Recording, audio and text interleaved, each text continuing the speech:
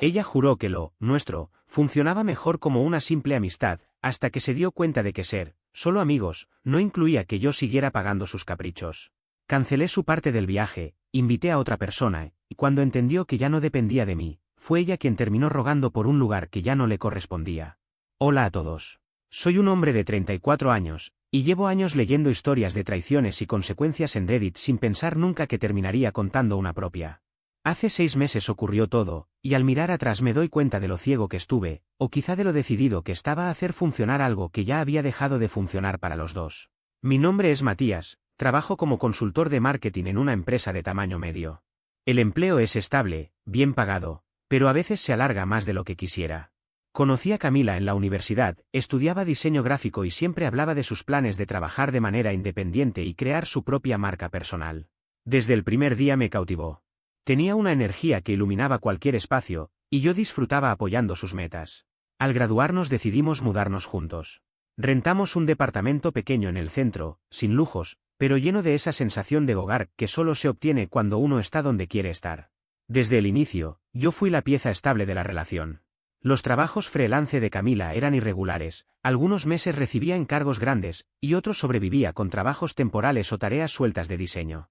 A mí no me molestaba cargar con la mayor parte de los gastos, rentas, servicios, el internet, hasta el dominio y la creación de su página profesional los cubrí sin pensarlo demasiado.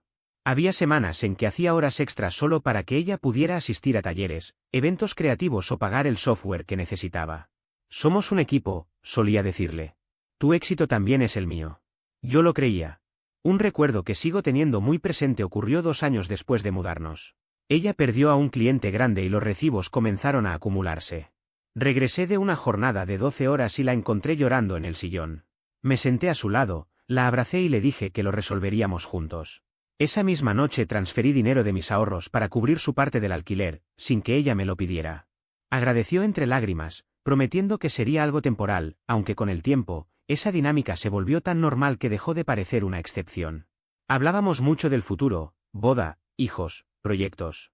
Yo no tenía prisa, pero sí estaba comprometido. El año pasado, ella empezó a insistir en que necesitábamos un descanso del estrés cotidiano. Hagamos algo épico, decía. Así que decidí sorprenderla con unas vacaciones de 2 semanas en un resort de playa en el extranjero, un destino que siempre comentábamos desde la universidad. Pagué un depósito no reembolsable de casi $2.000, confiando en que ella pondría su parte cuando cobrara su siguiente proyecto. Camila estaba encantada. Publicó fotos, emojis, frases como "no puedo esperar para vivir este sueño con mi persona favorita". Yo me sentía feliz de verla ilusionada, pero justo después de eso empezaron los cambios. Llegaba tarde, diciendo que había salido con compañeros de trabajo. Su teléfono sonaba más seguido, y cada vez que revisaba mensajes tenía una sonrisa extraña, como si disfrutara mantener algo oculto. También comenzó a lanzar indirectas en redes sociales sobre la monotonía, sobre la necesidad de experimentar cosas nuevas, sobre crecer más allá de las rutinas. Una noche mencionó a un compañero de trabajo, Benjamín, que según ella era músico en su tiempo libre y muy espontáneo. Me dijo entre risas que él siempre proponía planes impredecibles y emocionantes. Sentí un pinchazo incómodo, pero lo dejé pasar. Yo confiaba en ella. Nunca le había dado un motivo para dudar de mí ni de nosotros. Pero algo se estaba rompiendo.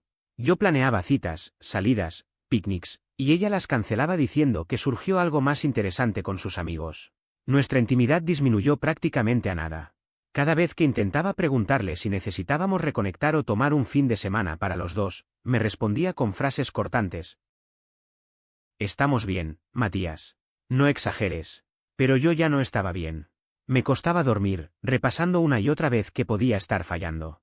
Renuncié a ascensos que implicaban viajar solo para mantenerme cerca de ella, dejé hobbies para pasar más tiempo juntos, y aún así sentía que cada día ella se alejaba un poco más. El golpe final llegó una noche cualquiera, un martes. Había llegado temprano a casa y compré comida tailandesa de su lugar favorito. Puse la mesa, incluso encendí una vela, pensando que tal vez un gesto sencillo podría ayudarnos a acercarnos otra vez. Cuando Camila entró, con el teléfono en la mano y sin siquiera notar lo que había preparado, ya percibí que algo venía mal. Hola, le dije. Pensé que podríamos cenar tranquilos. ¿Cómo te fue hoy? Ella suspiró, soltó su bolso en el sillón y me miró con una expresión que ya anticipaba malas noticias. Matías, tenemos que hablar. Esa frase cayó como un balde de agua fría. Me senté despacio, tratando de controlar mi respiración. Está bien, ¿qué ocurre? Camila caminó nerviosa por la sala, evitando mirarme. Luego se detuvo frente a mí, cruzó los brazos y soltó todo de golpe. He estado pensando mucho en nosotros. Te quiero, pero creo que funcionamos mejor como amigos. Al principio no entendí. Amigos, repetí, incrédulo. Ella habló con un tono extraño, mezcla de lástima y superioridad, como si ya hubiera tomado esa decisión hacía tiempo. Vamos juntos desde hace años, Matías. Eres bueno, eres estable, pero últimamente siento que crecí de otra manera. Necesito más emoción en mi vida. Alguien que me saque de mi zona de confort. Mi garganta se cerró. ¿Hay alguien más? Ella dudó, y luego asintió con total ligereza. Sí. Benjamín, del trabajo. Hemos salido algunas veces, pero todavía no es nada serio. Solo, él me entiende. Y así, en cuestión de segundos, destruyó todo lo que yo había construido durante años. La conversación empezó de la forma más absurda que podía imaginar. Mientras cenábamos con los envases de comida ya fríos frente a nosotros, ella soltó que necesitaba más emoción, que conmigo todo se había convertido en una sucesión interminable de trabajo, casa y rutina. Según ella, yo era demasiado predecible, siempre calculando cada paso. Lo dijo como si fuera una verdad evidente, con el todo es espontáneo. Siempre tiene planes nuevos. Contigo, nada cambia. Me quedé en silencio unos segundos. Apenas unos días atrás yo había reservado unas vacaciones precisamente para romper la monotonía que tanto le molestaba, pero no mencioné ese detalle. En cambio, le pregunté lo obvio, lo que ya sospechaba. Entonces, ¿estás viéndote con alguien más? Puso los ojos en blanco, como si estuviera exagerando. Por favor, Matías.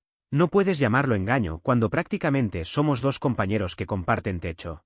Ni siquiera hemos sido íntimos en semanas. Hizo un gesto de fastidio.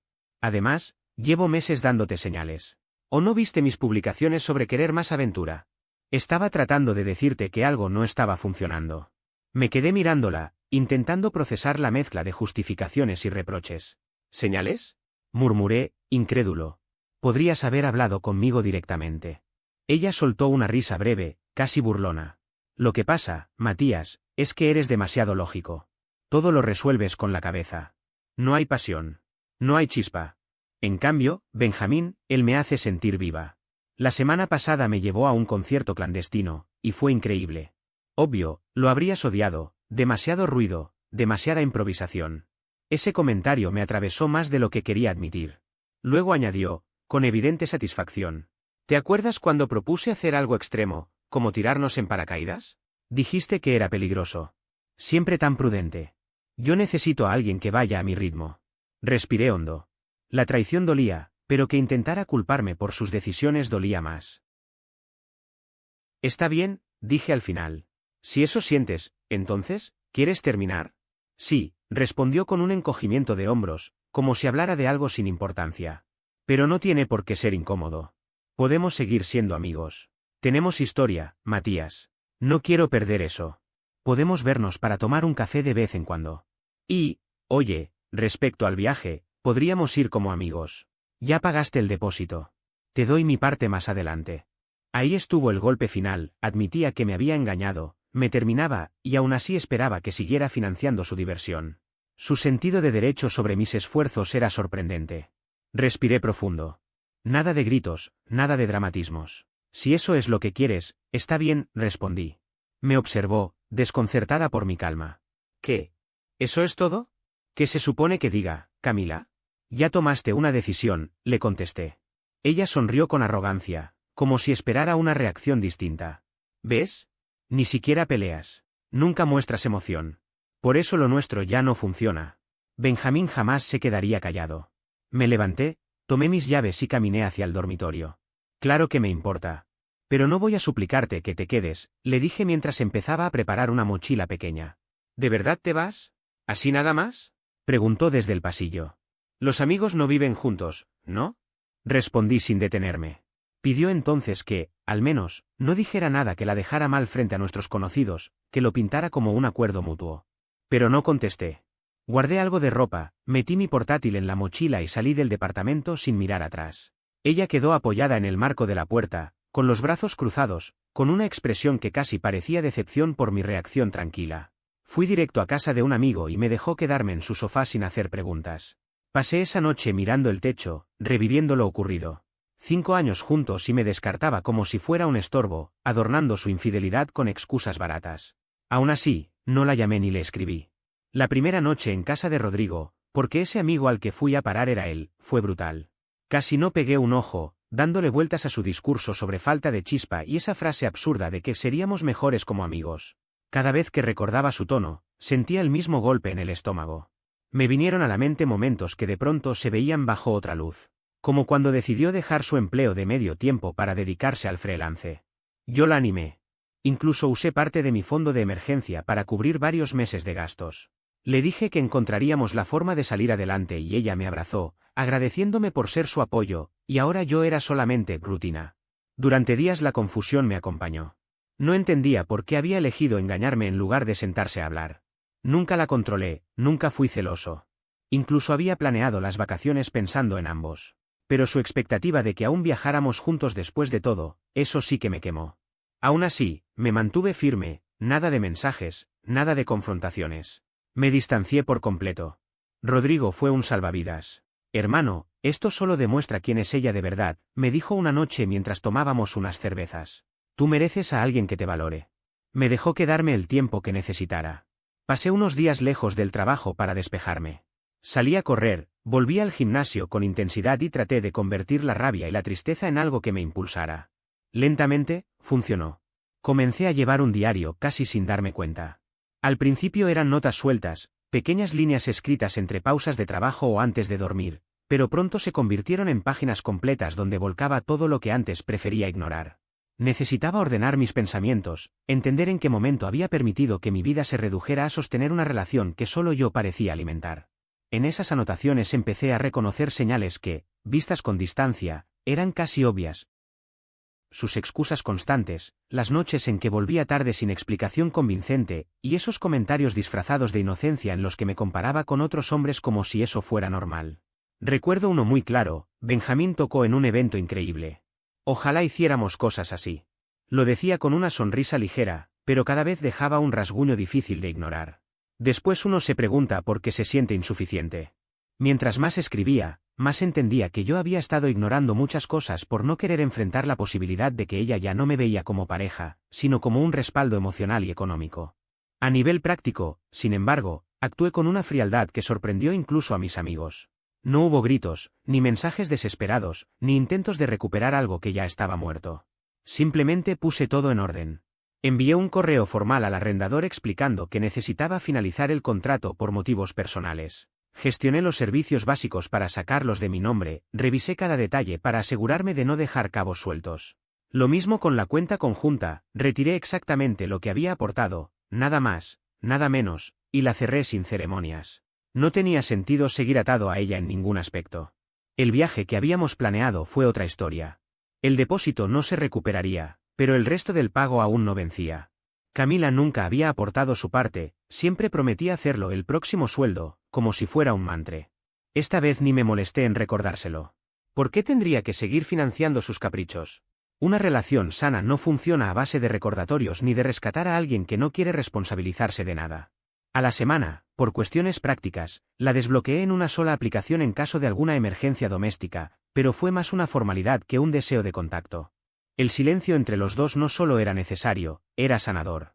Comencé a dedicar tiempo a mí mismo, algo que no hacía desde hacía años. Recuperé mi cámara, la misma que había dejado guardada cuando ella dijo que mis hobbies eran una pérdida de tiempo. Volví a leer las novelas de ciencia ficción que había dejado a medias. Incluso me animé a una caminata en solitario, un plan que siempre pospuse por adaptarme a sus preferencias. Subir esa montaña solo, respirando aire puro, me hizo sentir algo que había olvidado: libertad. El viento despejaba mis pensamientos como si estuviera arrancando, uno por uno, los residuos emocionales que había acumulado. No estaba roto, como ella insinuaba cuando discutíamos. Estaba comenzando a reconstruirme. Entendí que guardar silencio no era una derrota, sino una declaración de dignidad. Llevaba demasiado tiempo cargando sobre mis hombros una relación que dejó de ser equitativa hace mucho. Su traición dolió, sí, pero al mismo tiempo me dio una claridad brutal. Yo merecía a alguien que valorara mi estabilidad y mi constancia, no a alguien que las viera como señales de aburrimiento. En paralelo, el trabajo se convirtió en una vía de impulso. Me sumergí en un proyecto grande, y ese esfuerzo no pasó desapercibido.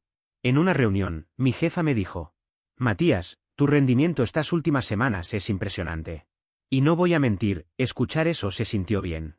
Era una validación real, no el tipo de aprobación condicionada que recibía antes, como si tuviera que competir por migajas de afecto.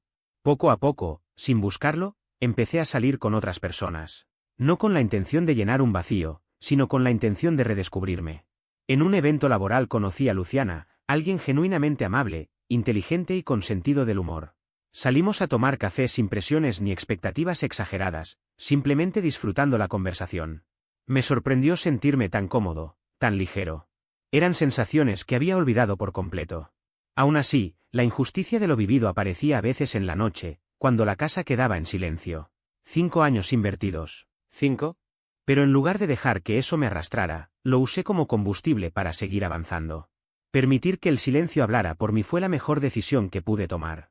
Y eventualmente, como suele pasar, el tiempo comenzó a cobrar cuentas en su lado de la historia. Un mes después de la ruptura empecé a escuchar, de manera completamente casual, ciertos comentarios de amigos en común. Resulta que lo de Benjamín duró menos que un suspiro. El espontáneo, que tanto admiraba, desapareció de un día para el otro. Al parecer, él llevaba varias historias con distintas mujeres y nunca pensó en tener algo serio con Camila.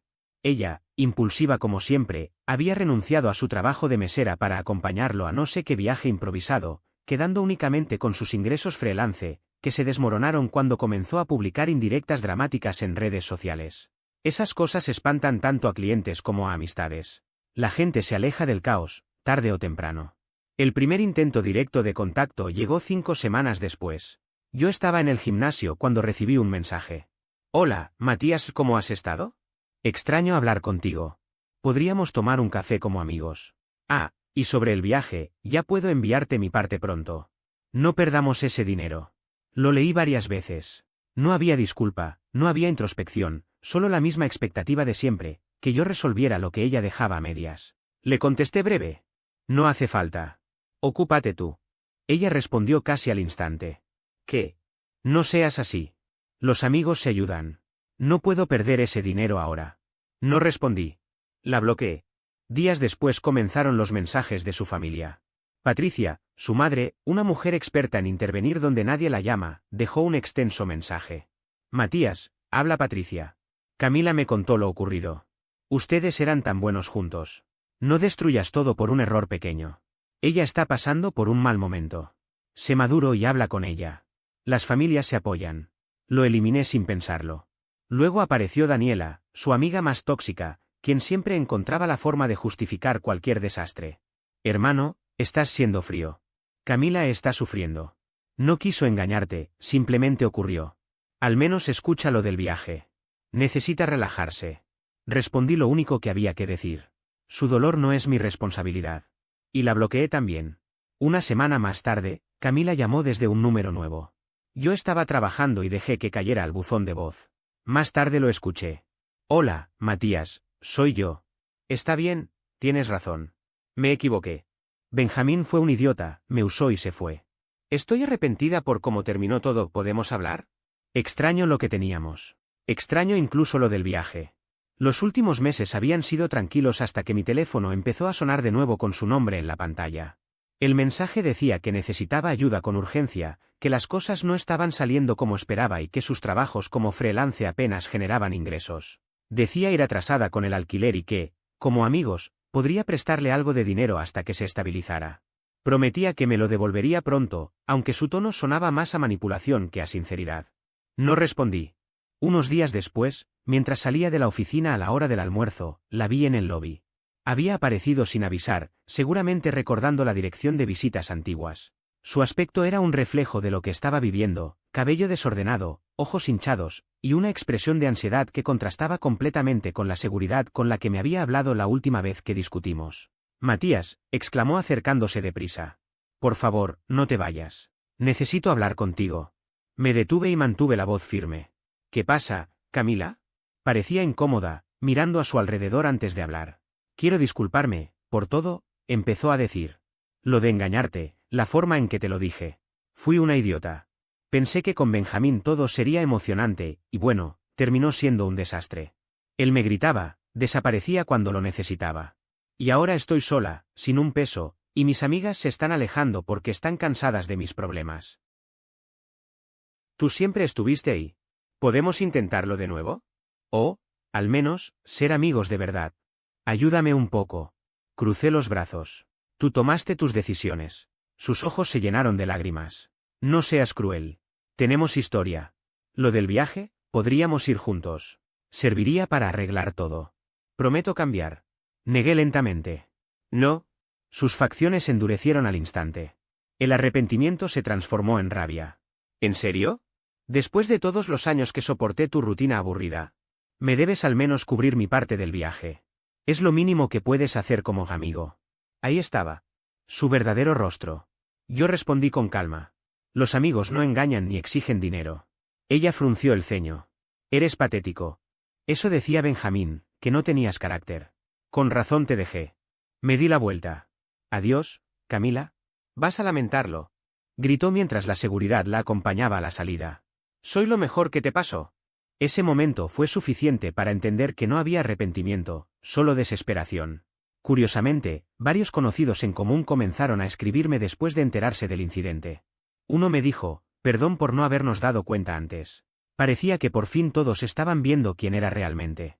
Pasaron algunas semanas y llegó la fecha límite del pago final de las vacaciones. Yo ya había cubierto todo para 2 personas, pero lo había hecho pensando en otra compañía, Luciana.